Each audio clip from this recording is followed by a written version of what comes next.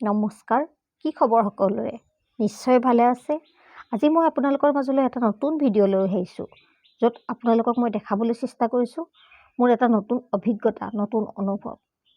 মই গছ-গছনি খুবেই ভাল পাওঁ, সেইবাবে মোৰ বাৰীখনত সৰু ডাঙৰ যিকোনো ধৰণৰ গছ লগাবলৈ চেষ্টা কৰিছোঁ, আৰু তাৰ ভিতৰতে এই জাতিলাও পুলিটো এটা।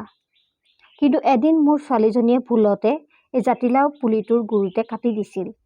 যিদিনাখন কাটিছিল সেইদিনাখনৰ ৰাতিপুৱা মই এই গছজোপাত কেইবাটাও কলি দেখিছিলোঁ। মোৰ মনটো কান্দি উঠিছিল, কি কৰিম, গছজোপা কেনেকৈ মই বচাওঁ। বিভিন্নজনক মই সুধিছিলোঁ আৰু ইয়াৰ উপায় বিচাৰিছিলোঁ। লগতে ইউটিউবত চাৰ্চো কৰিছিলোঁ, কিবা ইয়াৰ উপায় পাওঁ নেকি, কিন্তু তাৰ কোনো উপায় দেখা পোৱা নাছিলোঁ। শেষত মোৰ স্বামীৰ সহযোগত ঘৰতে আনি থোৱা ৰটেক্সৰ সহায়ত কাটি থোৱা দুটা অংশ জইন কৰি প্লাষ্টিকেৰে এনেদৰে বান্ধি দিছিলোঁ। এয়া চাওক, প্লাষ্টিকেৰে বান্ধি দিছিলোঁ। তাৰ পাছত মাটিত পৰি থকা গছডালৰ কিছুমান শিপা ওলাই আছিল, সেই শিপাবোৰ মাটিৰে পুতি দিছিলোঁ। এয়া চাওক, প্লাষ্টিকেৰে কেনেদৰে বান্ধিছিলোঁ। এনেদৰে বান্ধিছিলোঁ যাতে তাত দুইডাল অংশ একেলগ হৈ লাগি থাকে। লগতে শিপাসমূহত মাটি সোপা এনেকৈ দিছিলোঁ যাতে পোত খাই যায়, আৰু অপ্ৰাণ চেষ্টা কৰিছিলোঁ, আৰু এই অপ্ৰাণ চেষ্টাৰ ফল মই কেইদিনমানৰ পিছত পালোঁ। এয়া চাওক,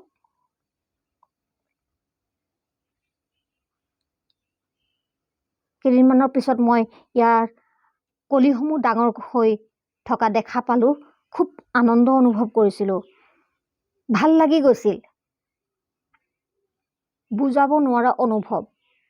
গছজোপা কেনেকৈ লহপহকৈ বাঢ়ি আছিল দেখিয়ে ভাল লাগি গৈছিল, আৰু এই অনুভৱ অভিজ্ঞতা মই আপোনালোকৰ লগত শ্বেয়াৰ কৰিবলৈ চেষ্টা কৰিছোঁ।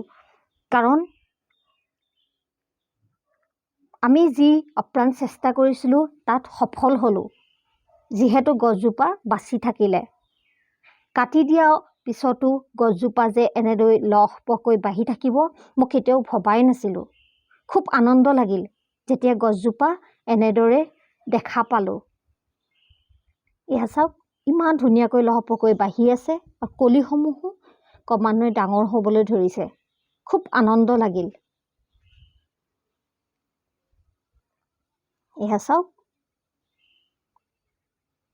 খুব ভাল লাগিছে কলিকেইটা যেতিয়া ডাঙৰ হৈছিল, আৰু এই মোৰ বাৰীত হৈ থকা এই ফল ফুলসমূহ চাই আনন্দ অনুভৱ কৰিছিলোঁ।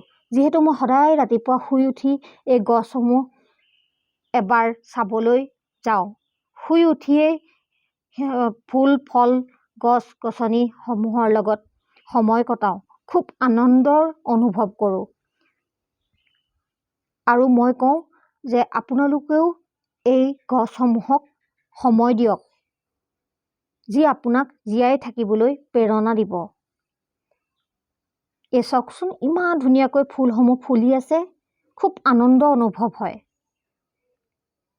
আৰু আজি মই এই অভিজ্ঞতাটো আপোনালোকৰ বাবে এইকাৰণেই পঠিয়াইছোঁ, যিহেতু এইটোৱে আপোনালোকক কেতিয়াবা উপকৃত কৰিব বুলি ভাবিছোঁ।